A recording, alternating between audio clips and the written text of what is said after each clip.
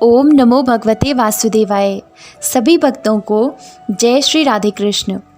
श्रीमद् भागवत महापुराण तृतीय स्कंद पंचविंशो अध्यायः। देवहूति का प्रश्न तथा भगवान कपिल द्वारा भक्ति योग की महिमा का वर्णन। शौनक जी ने पूछा, सूत जी, तत्वों की संख्या करने वाले भगवान कपिल साक्षात अजन्मा नारायण होकर भी लोगों को आत्मज्ञान का उपदेश करने के लिए अपनी माया से उत्पन्न हुए थे। मैंने भगवान के बहुत से चरित्र सुने हैं, तथापि इन योगी प्रवर पुरुष श्रेष्ठ कपिल जी की कीर्ति को सुनते सुनते मेरी इंद्रियां तृप्त नहीं होती। सर्वथा स्वतंत्र श्रीहरि अपनी योग माया द्वारा भक्तों की इच्छा के अनुसार शरीर धारण करके जो लीलाएं करते हैं वे सभी कीर्तन करने योग्य हैं। अतः आप मुझे वे सभी सुनाइए, मुझे उन्हें सुनने में बड़ी श्रद्धा है। सूत जी कहते हैं, मुनि, आपकी ही भांति जब विदुर जी ने भी यह आत्मज्ञान विषयक प्रश्न किया तो श्री व्यास जी के सखा भगवान श्री मैत्रेय जी प्रसन्न होकर इस प्रकार कहने लगे। श्री मैत्रेय जी ने कहा, विदुर जी, पिता के वन में चले जाने पर भगवान कपिल जी माता का प्रिय करने की इच्छा से उस बिंदुसर तीर्थ में रहने लगे। एक दिन तत्व समूह के पारदर्शी भगवान कपिल कर्म कलाप से वितरत हो आसन पर विराजमान थे। उस समय ब्रह्मा जी के वचनों का स्मरण करके देवहूति ने उनसे कहा। देवहूति बोली, भूमन, इन दुष्ट इंद्रियों की विषय लालसा से मैं बहुत ऊब गई हूँ और इनकी इच्छा पूरी करते रहने से ही घोर अज्ञान अंधकार में पड़ी हुई हूँ। अब आपकी कृपा से मेरी जन्म परंपरा समाप्त हो चुकी है। इसी से इस दुस्तर अज्ञान अंधकार से पार लगाने के लिए सुंदर नेत्र रूप आप प्राप्त हुए हैं। आप संपूर्ण जीवों के स्वामी भगवान आदि पुरुष हैं तथा अज्ञान अंधकार से अंधे पुरुषों के लिए नेत्र स्वरूप सूर्य की भांति उदित हुए हैं। देव, इन देह गेह आदि में जो मैं मेरेपन का दुराग्रह होता है वह भी आपका ही कराया हुआ है। अतः अब आप मेरे इस महामोह को दूर कीजिए। आप अपने भक्तों के संसार रूप वृक्ष के लिए कुठार के समान हैं। मैं प्रकृति और पुरुष का ज्ञान प्राप्त करने की इच्छा से आप शरणागत वत्सल की शरण में आई हूँ। आप भागवत धर्म जानने वालों में सबसे श्रेष्ठ हैं। मैं आपको प्रणाम करती हूँ। श्री मैत्रेय जी कहते हैं, इस प्रकार माता देवहूति ने अपनी जो अभिलाषा प्रकट की वह परम पवित्र और लोगों का मोक्ष मार्ग में अनुराग उत्पन्न करने वाली थी। उसे सुनकर आत्मज्ञ सत्पुरुषों की गति श्री कपिल जी उसकी मनी मन प्रशंसा करने लगे और फिर मृदु मुस्कान से सुशोभित मुखारविंद से इस प्रकार कहने लगे। भगवान कपिल ने कहा, माता, यह मेरा निश्चय है कि अध्यात्म योग ही मनुष्यों के आत्यंतिक कल्याण का मुख्य साधन है, जहाँ दुख और सुख की सर्वथा निवृत्ति हो जाती है। साध्वी, सब अंगों से संपन्न उस योग का मैंने पहले नारद आदि ऋषियों के सामने उनकी सुनने की इच्छा होने पर वर्णन किया था, वही अब मैं आपको सुनाता हूँ। इस जीव के बंधन और मोक्ष का कारण मन ही माना गया है। विषयों में आसक्त होने पर वह बंधन का हेतु होता है और परमात्मा में अनुरक्त होने पर वही मोक्ष का कारण बन जाता है। जिस समय यह मन मैं और मेरेपन के कारण होने वाले काम, लोभ आदि विकारों से मुक्त एवं शुद्ध हो जाता है, उस समय वह सुख दुख से छूटकर सम अवस्था में आ जाता है। तब जीव अपने ज्ञान, वैराग्य और भक्ति से युक्त हृदय से आत्मा को प्रकृति से परे एकमात्र अद्वितीय भेद रहित स्वयं प्रकाश, सूक्ष्म, अखंड और उदासीन, सुख दुख शून्य देखता है तथा प्रकृति को शक्तिहीन अनुभव करता है। योगियों के लिए भगवत प्राप्ति के निमित्त सर्वात्मा श्री हरि के प्रति की हुई भक्ति के समान और कोई मंगलमय मार्ग नहीं है। विवेकी जन संग या आसक्ति को ही आत्मा का अच्छेद्य बंधन मानते हैं, किंतु वही संग या आसक्ति जब संतों महापुरुषों के प्रति हो जाती है तो मोक्ष का खुला द्वार बन जाती है।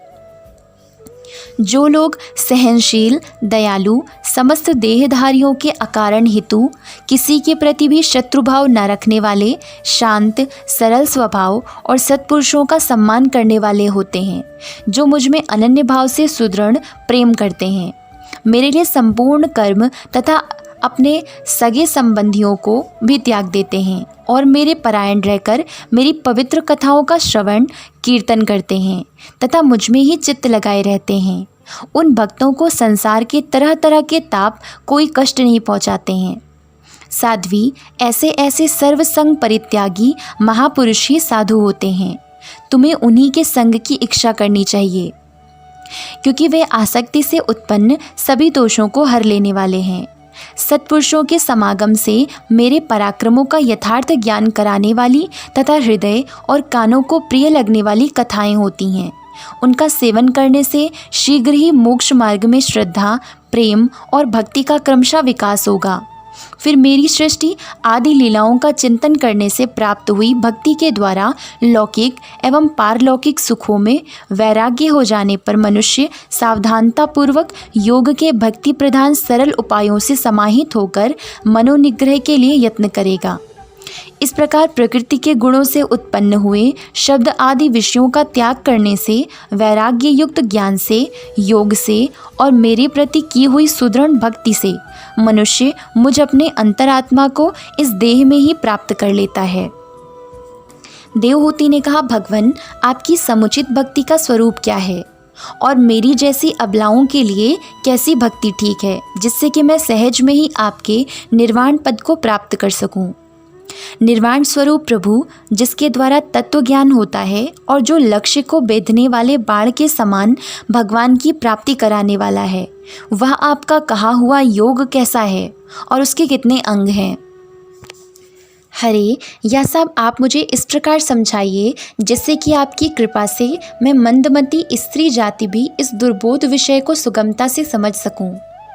श्री मैत्रेय जी कहते हैं, विदुर जी, जिसके शरीर से उन्होंने स्वयं जन्म लिया था, उस अपनी माता का ऐसा अभिप्राय जानकर कपिल जी के हृदय में स्नेह उमड़ आया और उन्होंने प्रकृति आदि तत्वों का निरूपण करने वाले शास्त्र का, जिसे सांख्य कहते हैं, उपदेश किया।